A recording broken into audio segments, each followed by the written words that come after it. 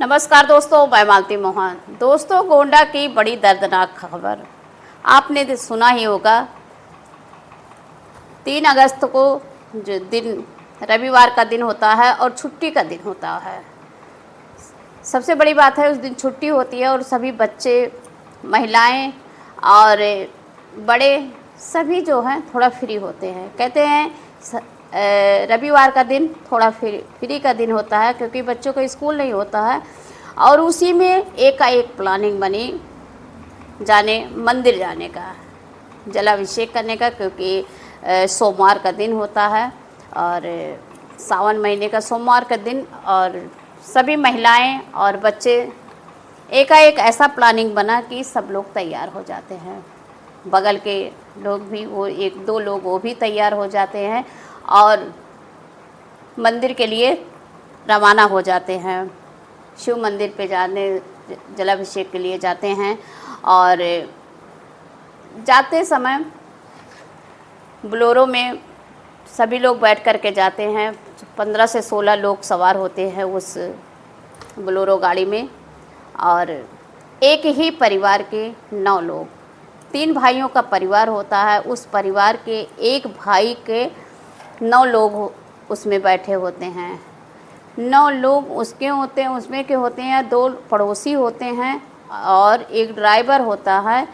और उसमें एक बेटी बैठी होती है आगे जो बैठा होता है। और गाड़ी जा रही होती है, अचानक से अनियंत्रित हो जाती है, डिसबैलेंस हो जाता है। बताया जा रहा है उसमें ज़्यादा लोग सवार थे, इसलिए डिसबैलेंस हो गया।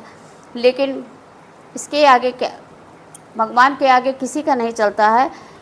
गोंडा नहर में जैसे ही वहाँ पे पहुँची, नहर के पास, नहर के थोड़ी दूर पे गाड़ी जो है डगमगाने लगी, बैलेंस बिगड़ने लगा और ड्राइवर जो है अपना संतुलन खो बैठा और गाड़ी जो है सीधे सरजू नदी के जो नहर है उसी नहर में जा कर के, सीधे नहर में जा कर के गिरी।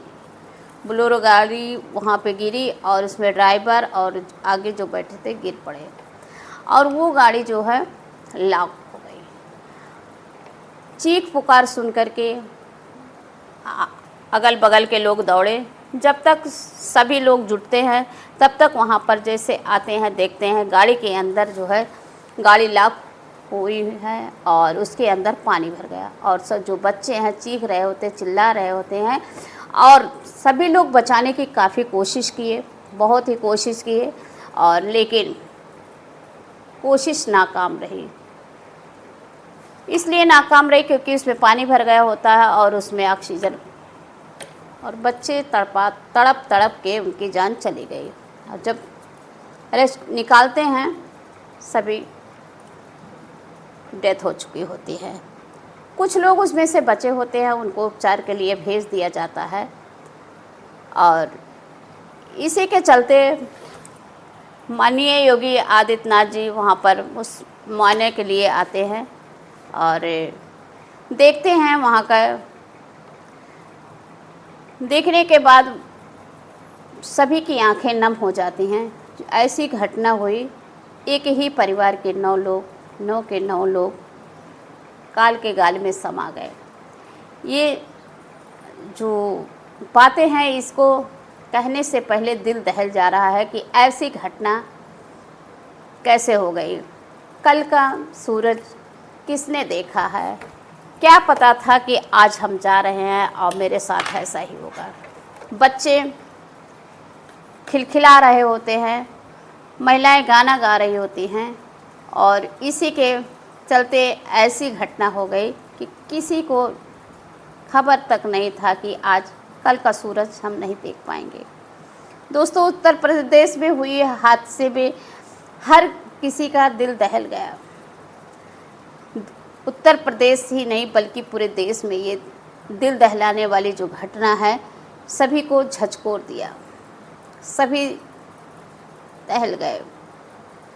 11 लोगों की पुष्टि हुई है और एक बेटी जो है वो बह गई, जिसका नाम होता है रचना की लाश मिलती है काफ़ी दूर पर। उसको जब ढूंढने के लिए इसको रेस्क्यू किया जाता है तो रचना की लाश काफ़ी दूर पर मिलती है, यानी कि इसको डेथ बॉडी मिल जाती है। और उसी के साथ साथ जब सभी लाश के पीएम के लिए भेज दिया जाता है, पीएम के दौरान लाया जाता है और अयोध्या में सभी को हिंदू रीति रिवाज से अग्नि दी जाती है। और जिस समय अग्नि दी जा रही होती है उस समय सभी की आंखें नम हुई थी, सभी की आंखों में आंसू थे। और एक परिवार के 9 लोग, यानी कि पूरे के पूरे लोग काल के गाल में समा गए। और जो बच्ची थी उससे जब कोई पूछता तो बिल्कुल मूक बधिर की तरह, उसको कुछ समझ में नहीं आ रहा था कि हम क्या बोलें। आखिर बोलने के लिए कुछ रह नहीं गया। बोलते बोलते उसके आँखों में आंसू और आवाज़ में गिड़गिड़ाहट, समझ में नहीं आ रहा वो करे तो करे क्या। उसकी ज़िंदगी तो अधूरी हो गई। वहीं पर जो छोटे छोटे बच्चे होते हैं, 36 वर्ष के राजकरण और उनकी पत्नी 34 वर्ष की अनसुईया, प्रहलाद का बेटा जो है वीना और उनकी पत्नी नंदनी, और इनका सबका अंतिम संस्कार हो जाता है। और जो छोटे छोटे बच्चे होते हैं जैसे बेटा शुभम, बेटी सौम्या और काजल, अमित, इन सबको मिट्टी में दफना दिया जाता है। दोस्तों, बड़ी ही दर्दनाक घटना है। इस घटना को सुन करके सभी के दिल थम गए। वहीं पर माननीय योगी आदित्यनाथ जी ने 5-5 लाख रुपए सभी को कहा है। और उसके बाद जिसको चोट लगी है जो वो है उनको 50-50 हज़ार रुपये का अनुदान देने के उन्होंने कहा है। तो दोस्तों, ऐसे दर्दनाक घटना को क्या कहा जाएगा?